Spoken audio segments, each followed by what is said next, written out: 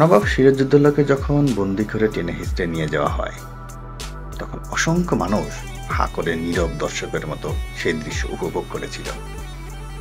শুধু তাই নয়, পিঠে ছুরিকাঘাত করার পূর্বে নবাবকে কাঁটাওয়ালা সিংহাসনে বসিয়েও ছেঁড়া জুতো দিয়ে পিটিয়ে যখন অপমান করা হচ্ছিল, তখন হাজার হাজার মানুষ সে তামাশা দেখে ব্যাপক বিনোদিত হয়েছিল। মাস সাইকোলজিটা একটু খেয়াল করে দেখুন। এই জাতি ২০০ বছরের গোলামি সাদরে গ্রহণ করেছিল ওভাবেই।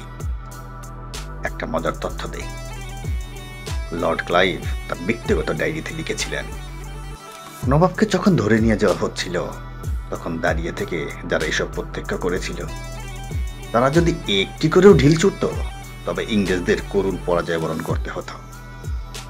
আরো চমকপ্রদ তথ্য হচ্ছে, প্রায় ১০,০০০ অশ্বরোহী, ৩০,০০০ পদাতিক এবং অসংখ্য কামান গোলাবারুদ সহ সুসজ্জিত সেনাবাহিনী নিয়েই পলাশী ময়দানে এসেছিলেন নবাব সিরাজউদ্দৌলা।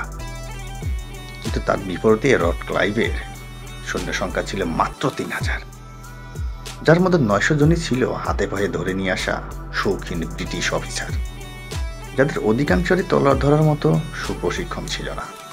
এরা কোনোদিন যুদ্ধও করেনি।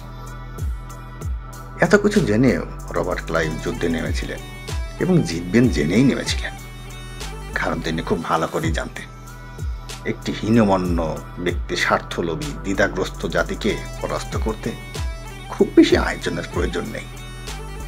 বড় সৈন্যবাহিনী এদের জন্য মশা মারতে কামান দাগার মতো, যাদেরকে সামান্য দাবার চালেই মাত করে দেয়া যায়।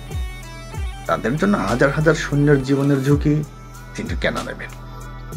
এছাড়াও মির্জাফরকে যখন নবাবের টোপ গিলানো হয়, রবার্ট ক্লাইভ তখনই সিদ্ধান্ত নিয়ে নেন যে সিরাজকে পরাজয় করার পর এই বদমাইশটি সহ বাকিগুলোর পরিণতিও তাদের নবাবের মতোই হবে, এবং হয়েছেও তাই।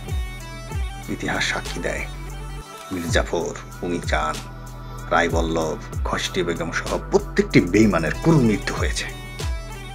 আসলে রবার্ট ক্লাইভ মির্জাফরের বেঈমানের উপর ভরসা করে যুদ্ধ করতে আসেনি। তিনি যুদ্ধে নেমেছিলেন বাঙালির মানসিকতা নিখুঁতভাবে বিশ্লেষণের মাধ্যমে ভবিষ্যৎ আন্দাজ করে। তিনি জানতেন, যুদ্ধ শেষে জনসম্মুখে নবাবকে হেনস্থা করলে এই জাতি বিনোদনে দাঁত কেলাবে কিংবা হা করে চেয়ে চেয়ে দেখবে। তাই বিনা দ্বিধায় সার্টিফিকেট দেয়াই যায়। বাঙালি জাতির মানসিকতা সবচেয়ে নিখুঁতভাবে মাপতে পারা ইতিহাসের প্রথম ব্যক্তির নাম রবার্ট ক্লাইভ।